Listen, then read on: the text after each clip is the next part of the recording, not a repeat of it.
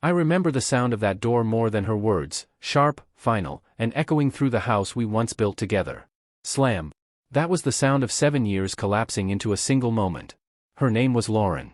To the world, she was graceful, smart, full of charm. To me, she had been everything, until she wasn't. I had known something was wrong long before I found proof. There was a distance in her voice, a new glow in her phone screen at midnight, a sudden urge to work late when she hadn't cared about deadlines in years. For weeks, I told myself I was paranoid. That love just changes shape. That people grow, not apart, but differently. But then I saw the text. Just one line, "Can't wait to see you again. Last night was perfect." My stomach sank. My hands didn't shake. I just stared at it, reading it over and over until the letters blurred. The number wasn't saved, but I knew who it was. Ethan. Her work friend. The one she'd laugh a little too freely around. That night, I didn't confront her. I waited. I wanted to see how far she'd go, how deeply she'd sink into her lie. Over the next few days, I became silent, detached. She noticed, of course, and started being sweeter. Cooking again. Hugging me longer. But every kindness felt rehearsed, a distraction from the truth hanging between us. When I finally told her I knew, she didn't deny it. She just stared at me, face pale, lips trembling, then whispered, "I didn't mean to fall for him." That sentence broke something inside me. Not because she cheated, but because she meant it. I asked her what she wanted. She said she needed time to figure things out. So I gave her the one thing she didn't expect, divorce papers. She stared at them for a full minute, then laughed. "You think this scares me, Daniel? You think I'm going to crawl back?" "No," I said quietly. "I think you've already left." That's when she slammed the door. No tears. No hesitation. Just pride and perfume trailing behind her like smoke. That night, the house felt larger than ever. Her shoes were still by the door. Her mug, half full on the counter. It's strange how ghosts aren't always dead, sometimes they're just gone. The next morning, I woke to the sound of my phone buzzing on the nightstand. Her name. For a moment, I didn't answer. I wanted to see how long she'd try. She called again. Then again. Finally, I picked up.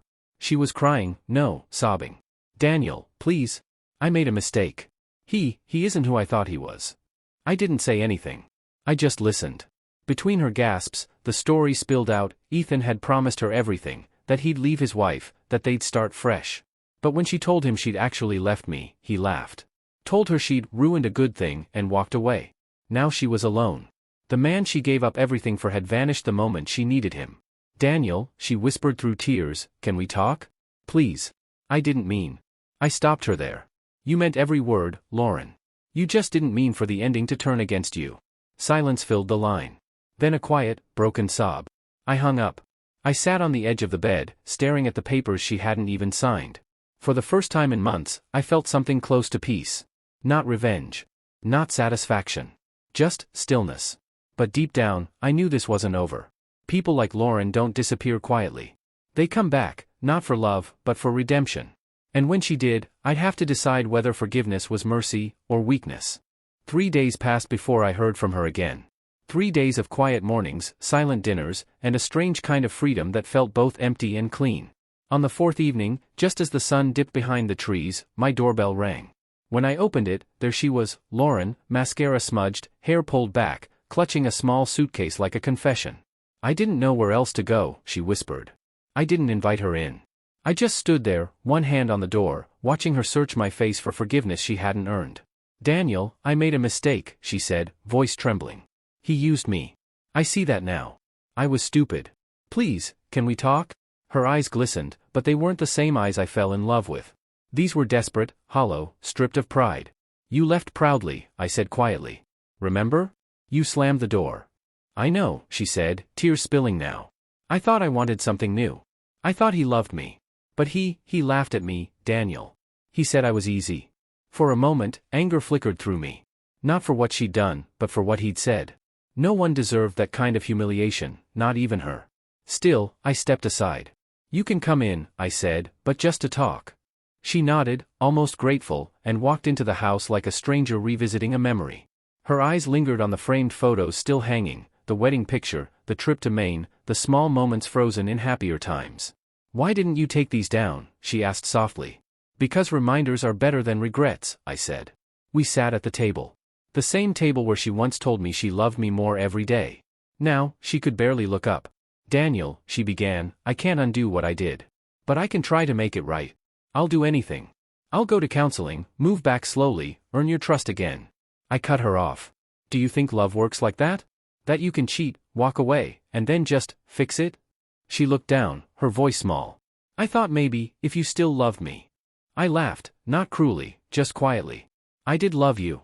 Enough to forgive small things. Enough to fight for us. But you didn't give me a chance. You didn't walk away confused, Lauren. You chose someone else. Her tears came harder then, her shoulders shaking. She reached across the table, grabbing my hand. Please, Daniel. I don't have anyone. I just want to come home. For a long moment, I didn't pull away. I studied her face, the same lips that had kissed me goodnight, the same eyes that once lit up when I walked in the room. But the warmth was gone. You want to come home, I said slowly, but you don't want me. You want comfort. Safety. You want to escape your mistake. She didn't answer. That silence said everything. I stood up and walked to the counter. The papers still sat there, unsigned, crisp, final. I slid them across the table toward her. Sign them, I said softly. She looked up, eyes wide. Daniel, please, I can change. I believe you, I said. But I can't stay to watch you do it. Her hands shook as she picked up the pen. For a moment, she hesitated. Then, slowly, she signed her name, the same name I once dreamed my children would carry. When it was done, she stood, wiping her tears. I guess this is goodbye, she whispered.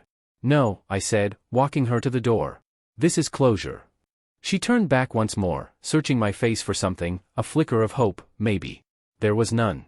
When the door closed this time, it was quiet. No slam, no final echo. Just peace.